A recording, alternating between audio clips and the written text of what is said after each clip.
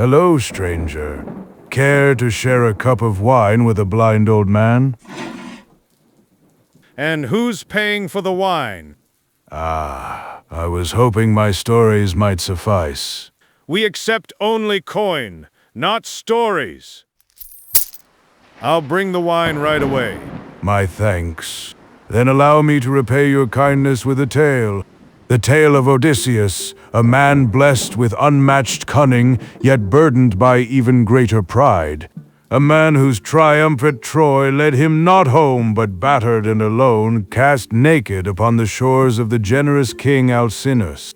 What follows are Odysseus's own words, spoken before the Phaeacian court after King Alcinous asked him a simple question. Who are you, and why do you weep whenever the songs of Troy are sung? And Odysseus answered, King Alcinous, it is a good thing to hear a bard with such a divine voice as this man has. There is nothing better or more delightful than when a whole people make merry together, with the guests sitting orderly to listen, while the table is loaded with bread and meats, and the cupbearer draws wine and fills his cup for every man. This is indeed as fair a sight as a man can see. Now, however, since you are inclined to ask the story of my sorrows, and rekindle my own sad memories in respect of them, I do not know how to begin, nor yet how to continue and conclude my tale, for the hand of heaven has been laid heavily upon me. Firstly, then, I will tell you my name, that you too may know it, and one day, if I outlive this time of sorrow, may become my guests, though I live so far away from all of you. I am Odysseus, son of Laertes, renowned among mankind for all manner of subtlety, so that my fame ascends to heaven.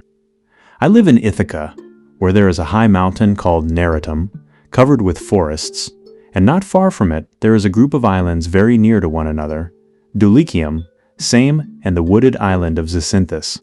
It lies squat on the horizon, all highest up in the sea towards the sunset, while the others lie away from it towards dawn.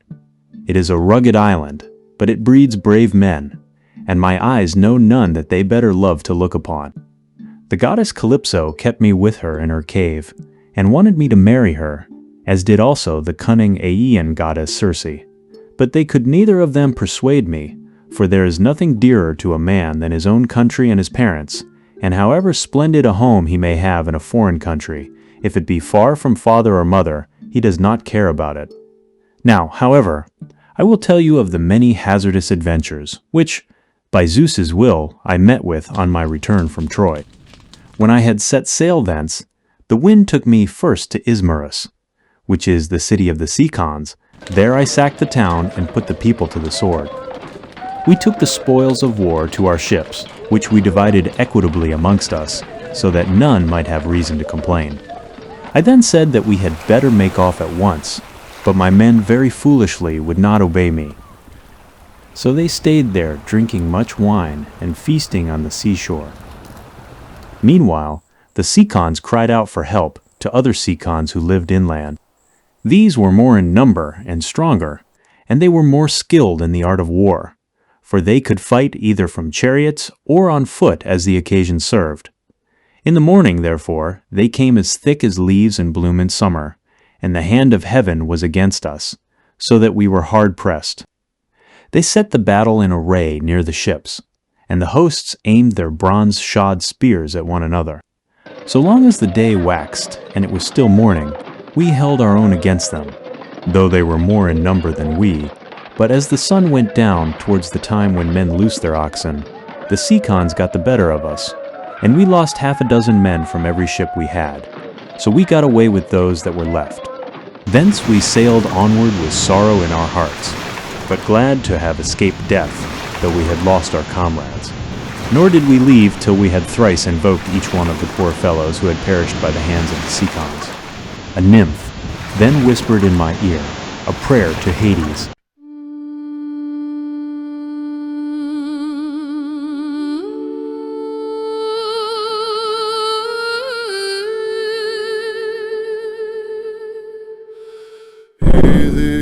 Βασιλέων εν άκτορ, κλείδι στρατών και κασμένων.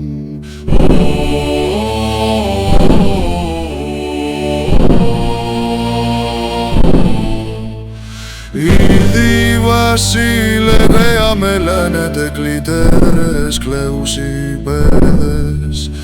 Στέθη ήδη στέθη, ψυχές των τεθνεωτών.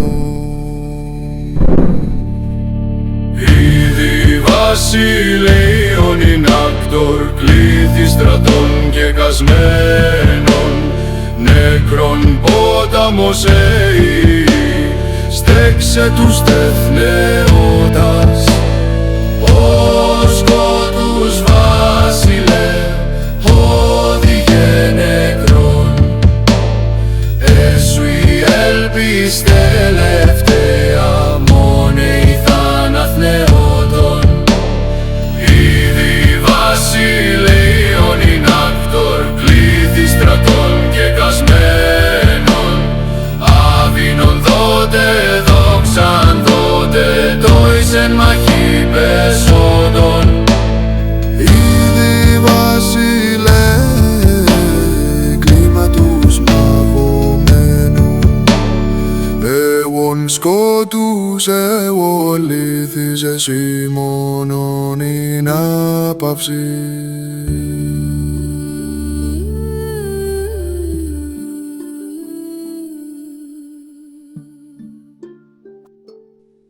Then Zeus raised the north wind against us, till it blew a hurricane, so that land and sky were hidden in thick clouds, and night sprang forth out of the heavens. We let the ships run before the gale, but the force of the wind tore our sails to tatters. So we took them down for fear of shipwreck, and rowed our hardest towards the land, praying to Zeus.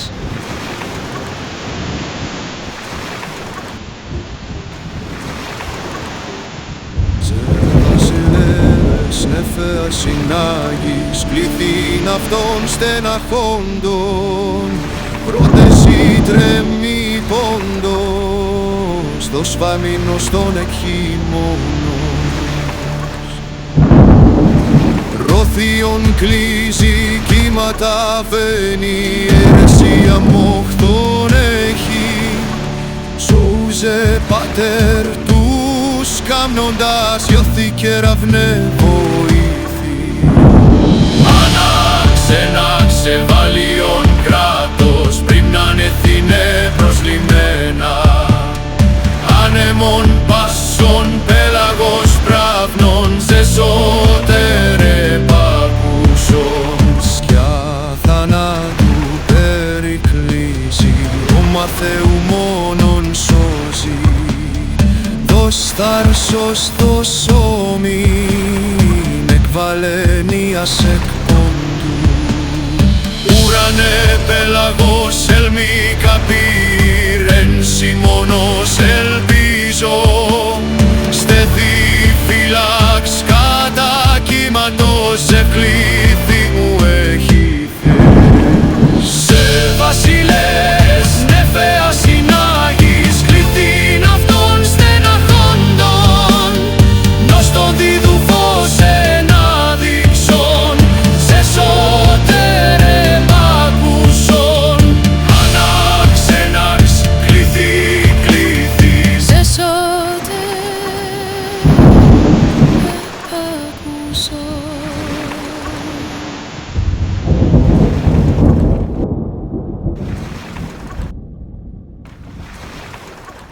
We reached the shore with the last of our strength. There we lay 2 days and 2 nights, suffering much alike from toil and distress of mind. But on the morning of the 3rd day, we again raised our masts, set sail, and took our places, letting the wind and steersman direct our ship. I should have got home at that time unharmed had not the north wind and the currents been against me, as I was doubling Cape Malea, and set me off my course hard by the island of Cythera. I was driven thence by foul winds for a space of 9 days upon the sea. But on the 10th day we reached the land of the Lotus-Eaters, who live on a food that comes from a kind of flower. Here we landed to take in fresh water, and our crews got their midday meal on the shore near the ships. When they had eaten and drunk, I sent 2 of my company to see what manner of men the people of the place might be, and they had a 3rd man under them. They started at once, and went about among the Lotus-Eaters, who did them no hurt, but gave them to eat of the lotus, which was so delicious that those who ate of it left off caring about home and did not even want to go back and say what had happened to them, but were for staying and munching lotus with the Lotus-Eaters, without thinking further of their return. Nevertheless, though they wept bitterly, I forced them back to the ships and made them fast under the benches. Then I told the rest to go on board at once, lest any of them should taste of the lotus and leave off wanting to get home. So they took their places and smote the grey sea with their oars. We sailed hence, always in much distress, till we came to the land of the lawless and inhuman Cyclopes. Now the Cyclopes neither plant nor plow, but trust in providence, and live on such wheat, barley and grapes as grow wild without any kind of tillage, and their wild grapes yield them wine as the sun and the rain may grow them. They have no laws nor assemblies of the people, but live in caves on the tops of high mountains. Each is lord and master in his family, and they take no account of their neighbors. Now off their harbor there lies a wooded and fertile island, not quite close to the land of the Cyclopes, but still not far. It is overrun with wild goats that breed there in great numbers and are never disturbed by foot of man. For sportsmen, who as a rule will suffer so much hardship in forest or among mountain precipices, do not go there, nor yet again is it ever plowed or fed down. But it lies a wilderness untilled and unsown from year to year, and has no living thing upon it but only goats. For the Cyclopes have no ships, nor yet shipwrights who could make ships for them. They cannot therefore go from city to city, or sail over the sea to one another's country, as people who have ships can do. If they had had these, they would have colonized the island, for it is a very good one, and would yield everything in due season. There are meadows that in some places come right down to the seashore, well watered and full of luscious grass.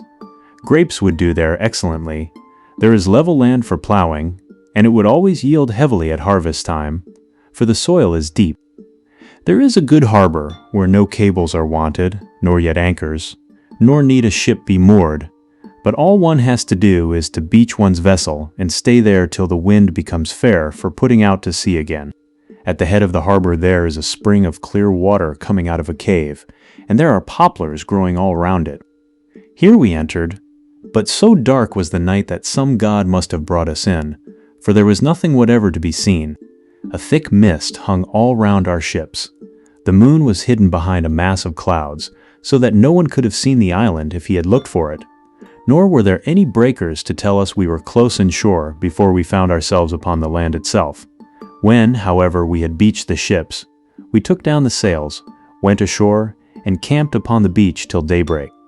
When the child of morning, rosy-fingered Dawn, appeared, we admired the island and wandered all over it, while the nymphs, Zeus's daughters, roused the wild goats that we might get some meat for our dinner.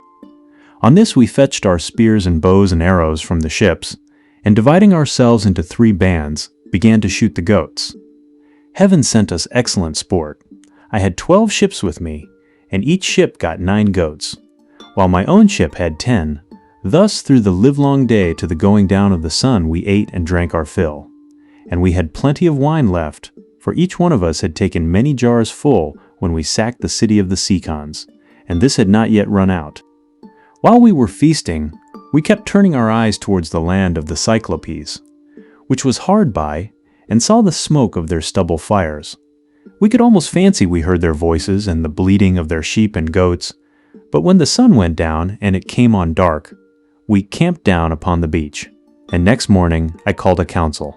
"Stay here, my brave fellows, all the rest of you, while I go with my ship and exploit these people myself. I want to see if they are uncivilized savages or a hospitable and humane race." I went on board, bidding my men to do so also, and loose the hawsers. So they took their places and smote the grey sea with their oars. When we got to the land, which was not far there, on the face of a cliff near the sea, we saw a great cave overhung with laurels. It was a station for a great many sheep and goats, and outside there was a large yard with a high wall round it made of stones built into the ground and of trees both pine and oak. This was the abode of a huge monster who was then away from home shepherding his flocks. He would have nothing to do with other people, but led the life of an outlaw. He was a horrid creature, not like a human being at all, but resembling rather some crag that stands out boldly against the sky on the top of a high mountain. I told my men to draw the ship ashore and stay where they were, all but the 12 best among them, who were to go along with myself. I also took a goatskin of sweet black wine, which had been given me by Meron, son of Euanthes, who was priest of Apollo, the patron god of Ismarus, and lived within the wooded precincts of the temple. When we were sacking the city, we respected him and spared his life, as also his wife and child, so he made me some presents of great value, 7 talents of fine gold, and a bowl of silver, with 12 jars of sweet wine, unblended, and of the most exquisite flavor. Not a man nor maid in the house knew about it, but only himself, his wife, and 1 housekeeper.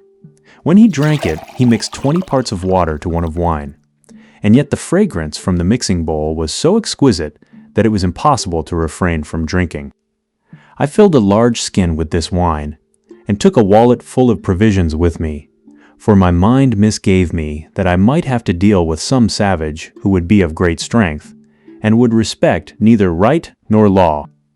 We soon reached his cave, but he was out shepherding, so we went inside and took stock of all that we could see. His cheese racks were loaded with cheeses, and he had more lambs and kids than his pens could hold. They were kept in separate flocks. First there were the hoggets, then the oldest of the younger lambs, and lastly the very young ones, all kept apart from one another. As for his dairy, all the vessels, bowls, and milk pails into which he milked were swimming with whey. When they saw all this, my men begged me to let them first steal some cheeses, and make off with them to the ship. They would then return, drive down the lambs and kids, put them on board, and sail away with them. It would have been indeed better if we had done so, but I would not listen to them, for I wanted to see the owner himself, in the hope that he might give me a present. When, however, we saw him, my poor men found him ill to deal with.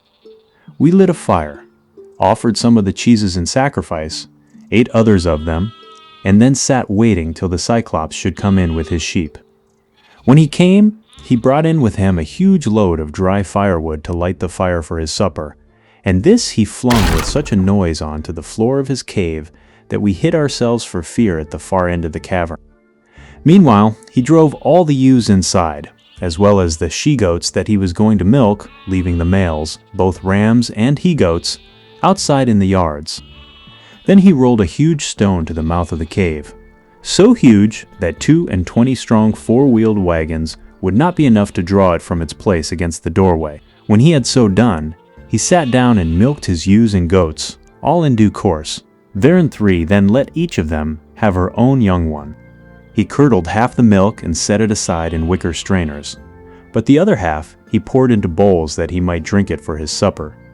When he had got through with all his work, he lit the fire, and then caught sight of us, whereon he said, "Strangers, who are you?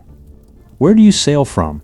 Are you traders, or do you sail the sea as rovers, with your hands against every man, and every man's hand against you?"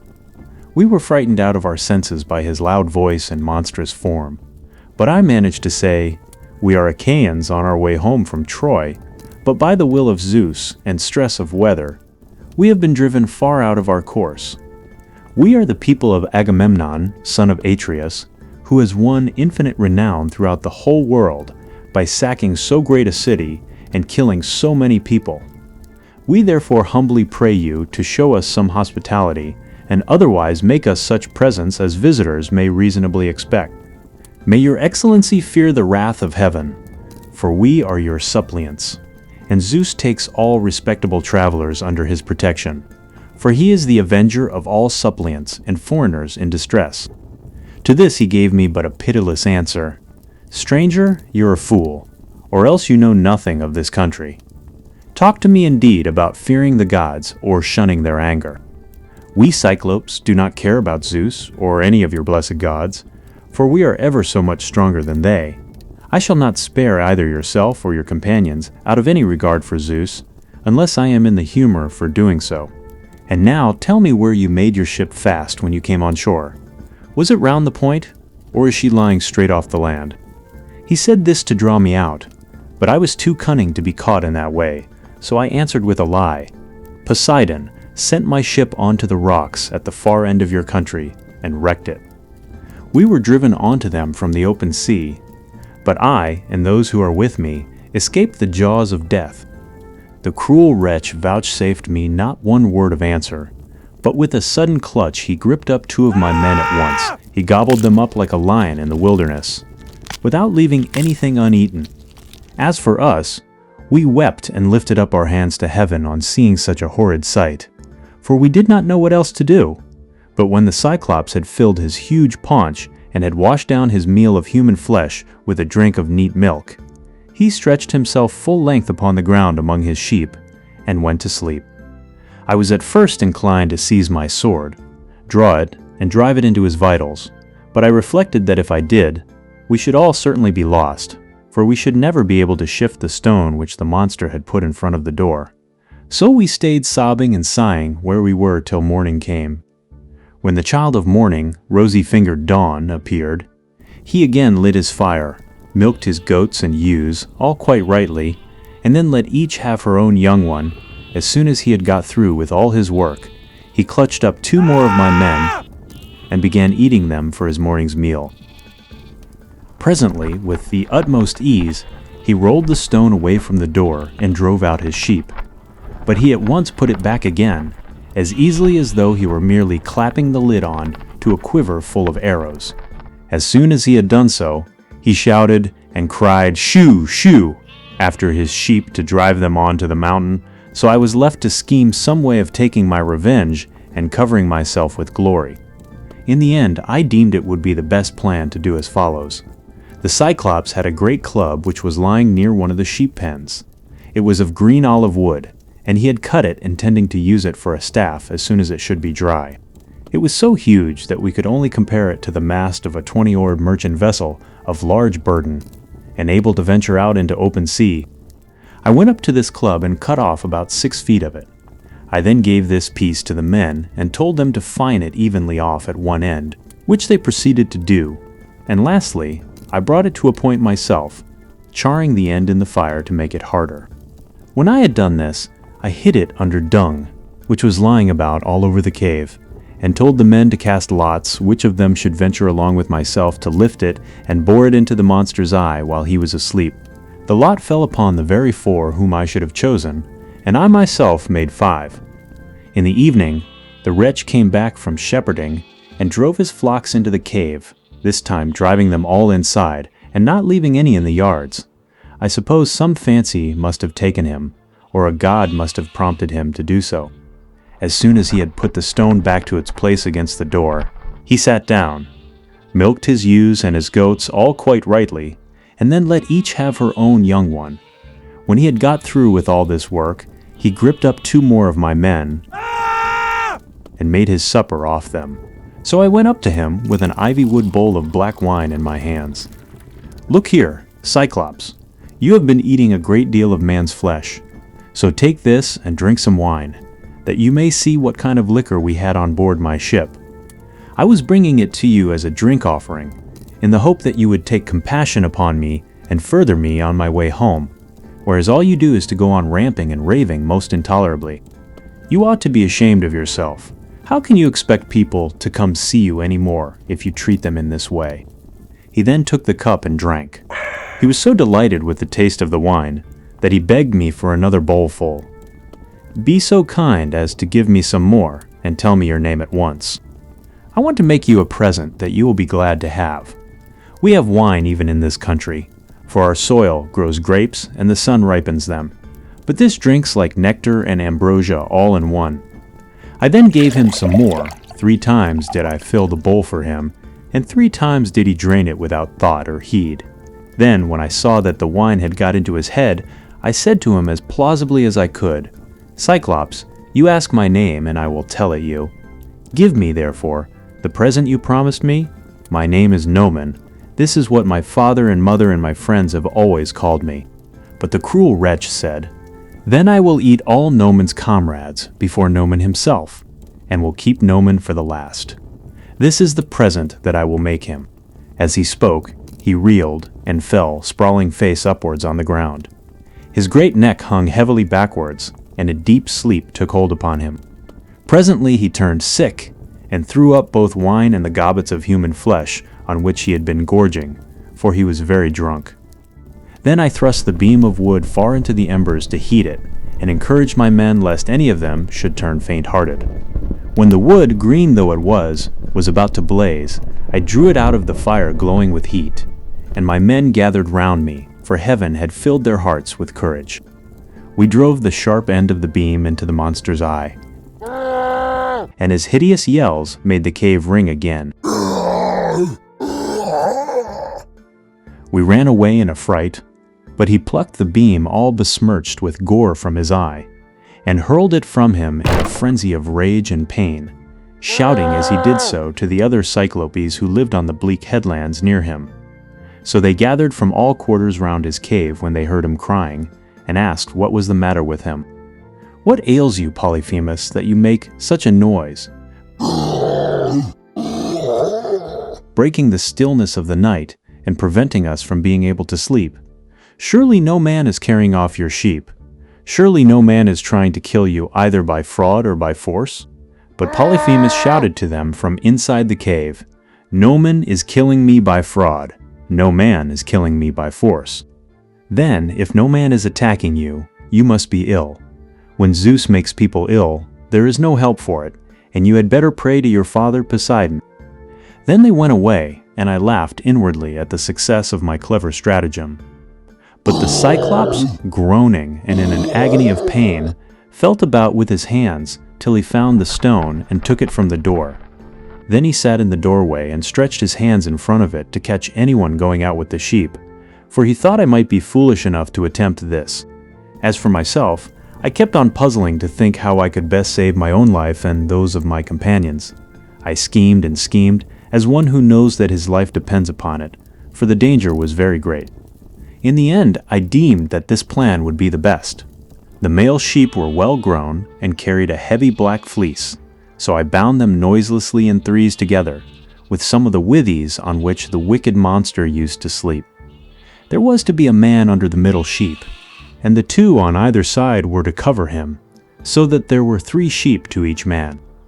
As for myself, there was a ram finer than any of the others, so I caught hold of him by the back, ensconced myself in the thick wool under his belly, and hung on patiently to his fleece, face upwards, keeping a firm hold on it all the time. Thus, then, did we wait in great fear of mind till morning came. But when the child of morning, rosy-fingered dawn, appeared, the male sheep hurried out to feed, while the ewes remained bleating about the pens waiting to be milked, for their udders were full to bursting. But their master, in spite of all his pain, felt the backs of all the sheep as they stood upright, without being sharp enough to find out that the men were underneath their bellies. As the ram was going out, last of all, heavy with its fleece, and with the weight of my crafty self, Polyphemus laid hold of it and said, "My good ram, what is it that makes you the last to leave my cave this morning? You are not wont to let the ewes go before you, but lead the mob with a run whether to flowery mead or bubbling fountain, and are the first to come home again at night. But now you lag last of all. Is it because you know your master has lost his eye, and are sorry because that wicked Noman and his horrid crew have got him down in his drink and blinded him? But I will have his life yet. If you could understand and talk, you would tell me where the wretch is hiding, and I would dash his brains upon the ground till they flew all over the cave. I should thus have some satisfaction for the harm this no-good Noman has done me." As he spoke, he drove the ram outside. But when we were a little way out from the cave and yards, I first got from under the ram's belly, and then freed my comrades. As for the sheep, which were very fat, by constantly heading them in the right direction, we managed to drive them down to the ship. The crew rejoiced greatly at seeing those of us who had escaped death, but wept for the others whom the Cyclops had killed. However, I made signs to them by nodding and frowning that they were to hush their crying, and told them to get all the sheep on board at once and put out to sea. So they went aboard, took their places, and smote the grey sea with their oars. Then, when I had got as far out as my voice would reach, I began to jeer at the Cyclops. "Cyclops, you should have taken better measure of your man before eating up his comrades in your cave. You wretch! Eat up your visitors in your own house? You might have known that your sin would find you out, and now Zeus and the other gods have punished you. He got more and more furious as he heard me. So he tore the top from off a high mountain and flung it just in front of my ship, so that it was within a little of hitting the end of the rudder. The sea quaked as the rock fell into it, and the wash of the wave it raised carried us back towards the mainland and forced us towards the shore. But I snatched up a long pole and kept the ship off, making signs to my men by nodding my head that they must row for their lives, whereon they laid out with a will. When we had got twice as far as we were before, I was for jeering at the Cyclops again, but the men begged and prayed of me to hold my tongue. "Do not," they exclaimed, "be mad enough to provoke this savage creature further. He has thrown one rock at us already, which drove us back again to the mainland, and we made sure it had been the death of us. If he had then heard any further sound of voices, he would have pounded our heads and our ship's timbers into a jelly with the rugged rocks he would have heaved at us, for he can throw them a long way." But I would not listen to them, and shouted out to him in my rage, "Cyclops, if anyone asks you who it was that put your eye out and spoiled your beauty, say it was the valiant warrior Odysseus, son of Laertes, who lives in Ithaca." On this he groaned and cried out, "Alas, alas! Then the old prophecy about me is coming true. There was a prophet here at one time, a man both brave and of great stature, Telemus son of Eurymus, who was an excellent seer and did all the prophesying for the Cyclopes till he grew old. He told me that all this would happen to me some day, and should lose my sight by the hand of Odysseus. I have been all along expecting someone of imposing presence and superhuman strength, whereas he turns out to be a little insignificant weakling who has managed to blind my eye by taking advantage of me and my drink. Come here, then, Odysseus, that I may make you presents to show my hospitality, and urge Poseidon to help you forward on your journey. For Poseidon and I are father and son. He, if he so will, shall heal me, which no one else, neither god nor man, can do." Then I said, "I wish I could be as sure of killing you outright and sending you down to the house of Hades, as I am that it will take more than Poseidon to cure that eye of yours." On this he lifted up his hands to the firmament of heaven and prayed, saying, "Hear me, great Poseidon. If I am indeed your own true-begotten son, grant that Odysseus may never reach his home alive, or if he must get back to his friends at last, let him do so late and in sore plight after losing all his men. Let him reach his home in another man's ship and find trouble in his house." Thus did he pray, and Poseidon heard his prayer. Then he picked up a rock much larger than the first, swung it aloft and hurled it with prodigious force. It fell just short of the ship, but was within a little of hitting the end of the rudder. The sea quaked as the rock fell into it, and the wash of the wave it raised drove us onwards on our way towards the shore of the island.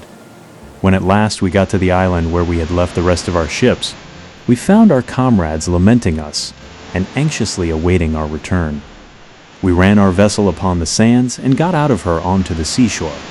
We also landed the Cyclops sheep and divided them equitably amongst us, so that none might have reason to complain. As for the ram, my companions agreed that I should have it as an extra share, so I sacrificed it on the seashore and burned its thigh bones to Zeus, who is the Lord of all. But he heeded not my sacrifice, and only thought how he might destroy both my ships and my comrades. Thus, through the livelong day, to the going down of the sun, we feasted our fill on meat and drink. But when the sun went down and it came on dark, we camped upon the beach. When the child of morning, rosy-fingered dawn, appeared, I bade my men on board and loosed the hawsers. Then they took their places and smote the grey sea with their oars, so we sailed on with sorrow in our hearts, but glad to have escaped death, though we had lost our comrades.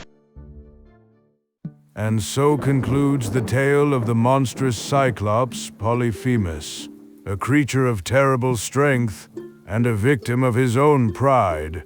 The darkness has fallen outside my window, and these old bones long for rest. But if you have enjoyed my tale, perhaps when next we meet, I shall share another. For the journey of Odysseus is far from over. The winds shall carry him onward to strange shores and greater dangers, His next trial shall bring him before the radiant goddess Circe, whose island hides wonders and dangers beyond imagination. Until then, farewell, stranger. May the gods watch over your path.